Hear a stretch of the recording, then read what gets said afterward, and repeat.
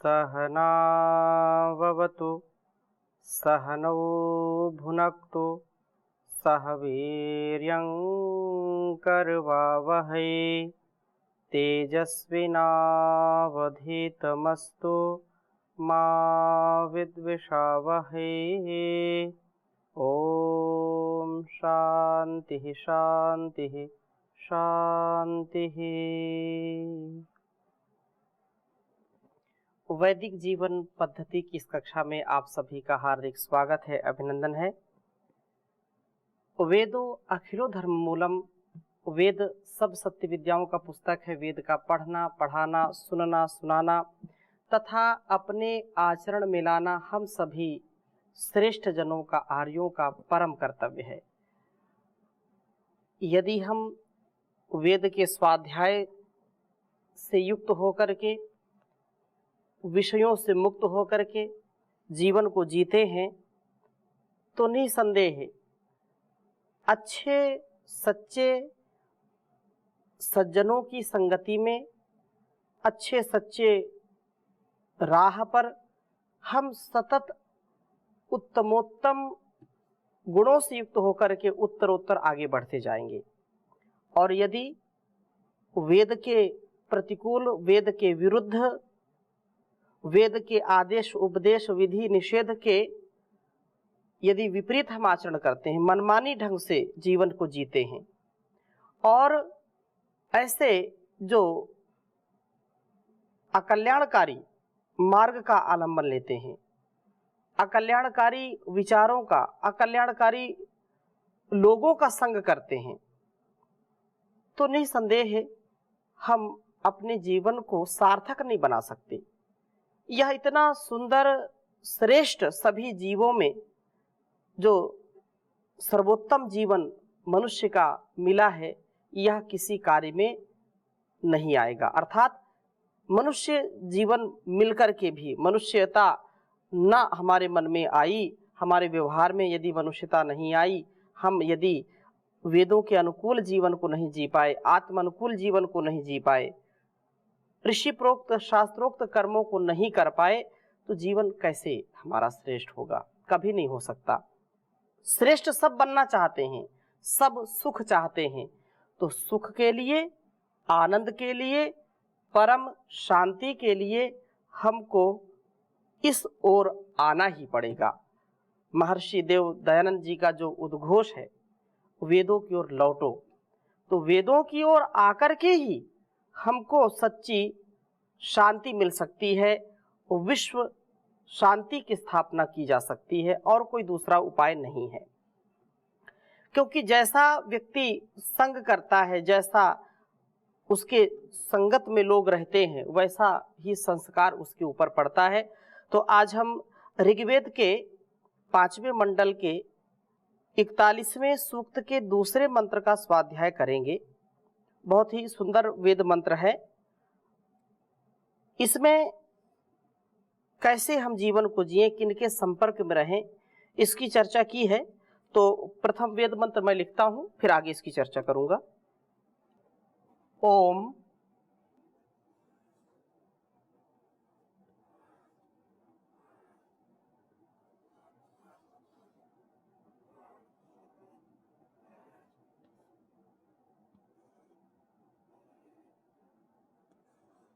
तेनो मित्रो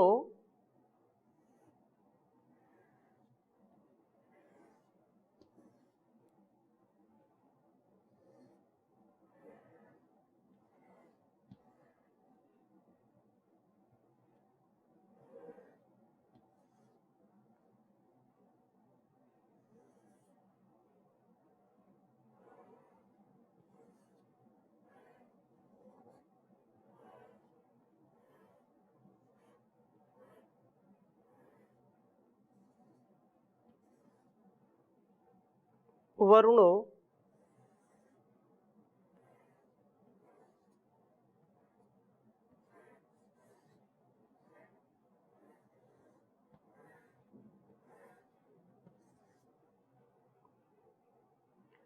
अरिमायुरिंद्र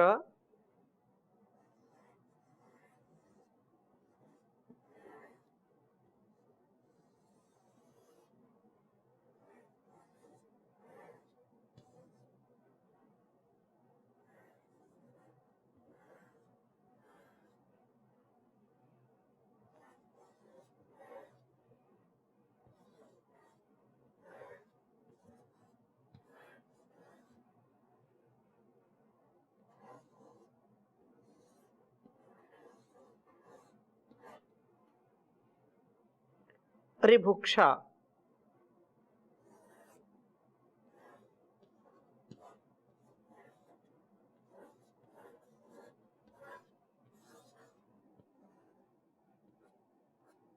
ऋभुक्षा, मरुतो जुषन्त,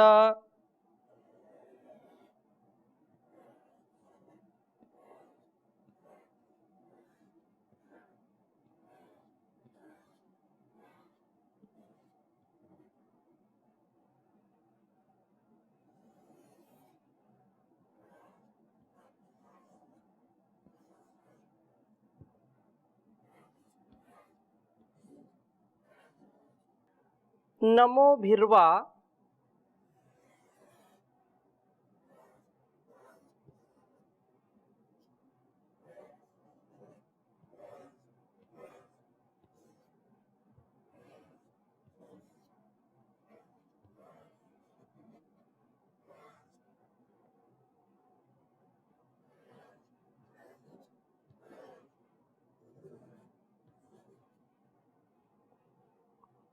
ये दधते,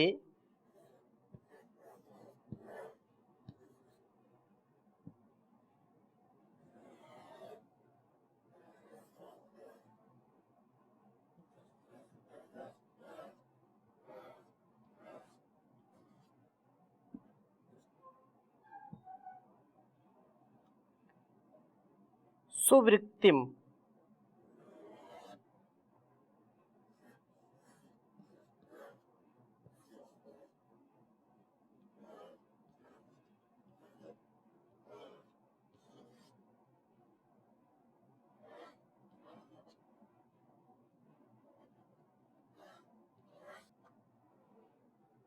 सुवृत्तिम स्तोमम,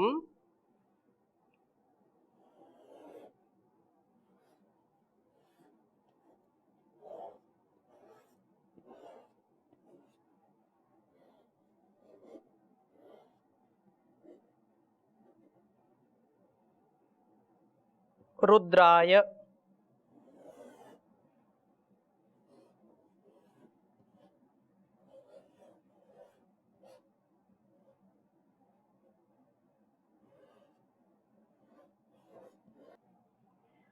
मीढुषे सजोषाः,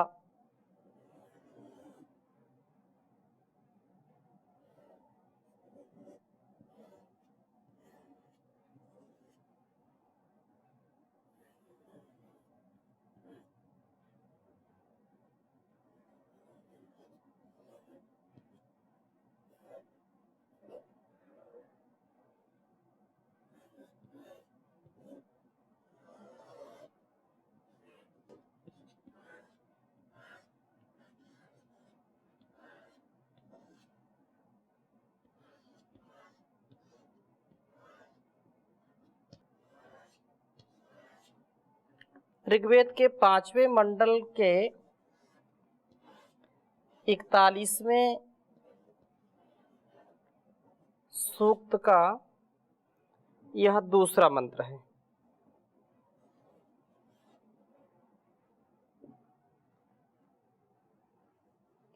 ओम तेनो मित्रो वरुणो अर्यमायुरिन्द्र ऋभुक्षा मरुतो जुषन्त नमोभिर्वा ये दधते सुवृत्तिं स्तोमं रुद्राय मीढुषे सजोषाः। ओम तेनो मित्रो वरुणो अर्यमायुरिन्द्र ऋभुक्षा मरुतो जुषन्त नमोभिर्वा ये दधते सुवृत्तिं स्तोमं रुद्राय मीढुषे सजोषाः। बहुत ही सुंदर भाव है इस वेद मंत्र का। प्रार्थना की है, नह हमारे साथ ते वे जो संता प्रीति वाले हों, अर्थात हमारा उन लोगों के साथ प्रेम पूर्वक मित्रता का संबंध हो। कैसे लोगों के साथ? जो कि मित्रः सबके मित्र हैं, सबके प्रति स्नेह वाले हैं, संसार में जिनके हृदय मैत्री भाव से परिपूर्ण होते हैं, जो सबको मित्र के भाव से देखते हैं, मित्र का भाव उनके अंदर सदा बना रहता है, उनकी दृष्टि कभी भी अपने अंदर ऐसे कुविचार, ऐसे कुसंस्कारों को स्थान नहीं देते जो उनको अमैत्री पूर्वक अर्थात शत्रुता पूर्वक लोगों के साथ व्यवहार पर विवश करे। कहने का आशय यह है कि जिसका भाव सबके साथ, इस समष्टि और व्यष्टि के साथ, व्यक्तिगत जीवन और सामाजिक जीवन में जो हृदय की संवेदनाओं में, भावों में सदा एकरस होकर के, समरस होकर के, सद्भाव के साथ सद्व्यवहार करते हैं दूसरों के साथ, मित्रता से युक्त जिनका व्यवहार है, मित्रवत जो आचरण करते हैं, ऐसे प्रीति वाले लोग हमारे साथ हों, हमारा भी उनके साथ मित्रता का भाव सदा जुड़ा रहे। वरुणः द्वेष का निवारण करने वाले हैं, किसी के प्रति द्वेष भावना नहीं रखते। ऐसे ही लोगों से हमको मित्रता करनी चाहिए, ऐसे ही लोगों के साथ सदा निकटता का भाव हमको सजा करके, संजो करके, अलंकृत करके रखना चाहिए। क्योंकि बहुत पहले मैंने बचपन में किसी हिंदी के एक लेखक का काव्य या गद्य पद में पढ़ा था कि सच्चे मित्र व्यक्ति के लिए अमृत का काम करते हैं, वे अमृत के समान होते हैं। इसलिए जो सच्चे मित्र होते हैं वो कभी भी पतित नहीं होने देते हैं, अपने मित्र को सदा ऊपर उठाते हैं। ऐसे लोगों का संग करना है जो सबके प्रति मैत्री का भाव रखते हो और सदा सबका उत्थान चाहते हो, सदा प्रीति से आचरण उनका परिपूर्ण हो, और जो किसी के साथ द्वेष की भावना रखने वाले ना हो, वो द्वेष का, ईर्ष्या का, छल कपट का निवारण करने वाले हो, ऐसे व्यक्ति हमारे मित्र हों, हम उनसे मैत्री रखें। और अगली बात क्या कही है? अर्यमा काम क्रोध लोभ मोह आदि शत्रुओं का नियमन करते हैं, जो स्वयं भी इस रोग से, अर्थात काम क्रोध ये रोग ही है, इस रोग से जो ज्यादा ग्रसित नहीं है, लोभ से जो ज्यादा ग्रसित नहीं है, और दूसरों को भी इन प्रवृत्तियों में फंसने नहीं देते, इन सांसारिक वस्तुओं के लिए, व्यक्तियों के लिए या स्थानों में जो लोभ आता है या उनकी प्राप्ति नहीं हो पाती तो क्रोध आता है, तो ऐसे भावों का, अविवेक पूर्ण व्यवहारों का जो दमन करते हैं, शमन करते हैं, निवारण करते हैं, ऐसे लोगों से मैत्री पूर्ण व्यवहार हमारा हो, शत्रुओं का नियमन करने वाले हों। आयु एति गतिशील हैं, जो क्रियाशील है, जो ऐसे मित्र नहीं चाहिए हमको जो अकर्मण्य हो, जो प्रमादी हो, जो आलसी हो, जो कायर कमजोर बुजदिल हो, जो निठल्ले हो। ऐसे लोगों की मित्रता का मतलब वो भी स्वयं कर्म में प्रवृत्त नहीं होंगे, क्रियाशील नहीं होंगे, और हमको भी नहीं होने देंगे। हम तो सनम डूबेंगे, तुमको भी ले डूबेंगे। तो ऐसे लोगों की मित्रता हमको कभी नहीं करनी चाहिए, जो स्वयं आलसी प्रमादी हैं, और हम यदि चाहते हैं तो चार मित्र आकर के बैठ जाते हैं और समय हमारा ऐसे ही निकल जाता है, निरर्थक चला जाता है। तो हम ऐसे लोगों की मित्रता ना करें, हम ऐसे लोगों की मित्रता करें जो सदा पुरुषार्थ से परिपूर्ण हैं, जो श्रेष्ठ कर्मों से परिपूर्ण जीवन रखते हैं, जो क्रियाशील हैं, जो गतिशील हैं, जो कर्मशील हैं ऐसे लोगों के साथ।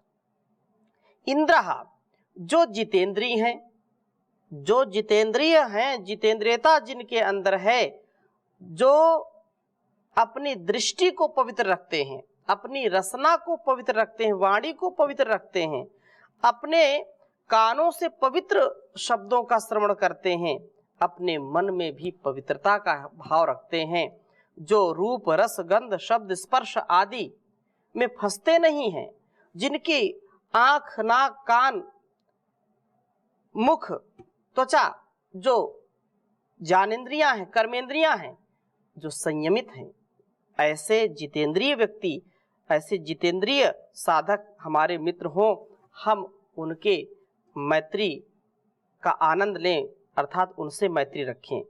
ऋभुक्षाः, ज्ञान दीप्ति में निवास करने वाले हैं, जो अज्ञानी हैं, मूर्ख हैं, जो मूढ़ हैं, ऐसे लोगों की मित्रता हमको ले डूबती है। ये लोग कहते हैं कि नादान दोस्त से दानेदार दुश्मन अच्छा, अर्थात जो मूर्ख मित्र बहुत हैं, लेकिन जो बुद्धिमान शत्रु है, वो बुद्धिमान शत्रु मित्र से भी अच्छा हो जाता है, क्योंकि उसका सामर्थ्य, उसका ज्ञान, उसका विवेक सबसे ऊंचा है। लेकिन मूर्ख पता नहीं कब क्या कर बैठे, कहां हमको धोखा दे दे, कहां किस गति की ओर लेकर के दुर्गति की ओर लेकर चला जाए, हमको पता ही नहीं। इसलिए बुद्धि ऋभुक्षाः, ज्ञान दीप्ति से युक्त मित्र हमारा हो। ज्ञान दीप्ति में जो निवास करने वाला, जो उच्च चेतना में अपना भाव स्थिर करके रखने वाला हो। मरुतः, प्राण साधना में प्रवृत्त हैं, ऐसे मित्र जो योग साधना करते हैं, प्राणायाम करते हैं, प्राण साधना में रहते हैं, जो अष्टांग योग में जीवन जीते हैं, ऐसे मित्रों का सानिध्य हमको मिले, ऐसी मित्रता हमको मिले जो हमको स्वयं भी योगी बना दे, हमको निरोगी बना दे, सबका सहयोगी बना दे, उद्योगी बना दे। तो ये कितनी सुंदर प्रार्थना, एक सच्चा मित्र कैसा होना चाहिए और कैसे लोगों के साथ मित्रता करनी चाहिए, इससे अच्छा शायद कोई वेद मंत्र हमको दृष्टिगोचर हो या अन्य। इसका एक एक शब्द यदि हम जीवन में उतारें तो निसंदेह कभी भी हम भूलेंगे, भटकेंगे नहीं। मरुतः, प्राण साधना में प्रवृत्त व्यक्ति हो, और वा अथवा हमारा उनके साथ रहन सहन उठना बैठना हो, ये जो कि नमो भी, नमन के साथ मिरुषे, सर्व सुखों का सेचन करने वाले, रुद्राय, सब रोगों का द्रावण करने वाले, प्रभु के लिए सजोषाहा, परस्पर प्रेम वाले होते हुए मिलकर सुवृत्तिम, अच्छी प्रकार से पापों के वर्जन के हेतुभूत स्तोमम, स्तवन को दधते धारण करते हैं।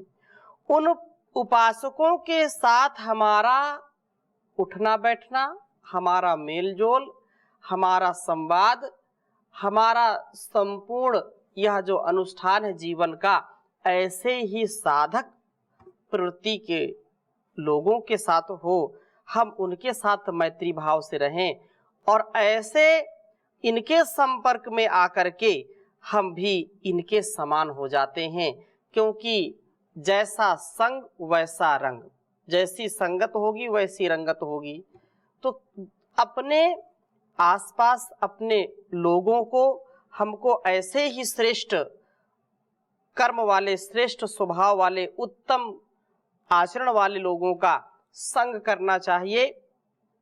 इससे विपरीत लोगों का कभी भी संग नहीं करना चाहिए। अब प्रश्न ये उठता है कि ऐसे लोग मिले ना तो हम क्या करें फिर?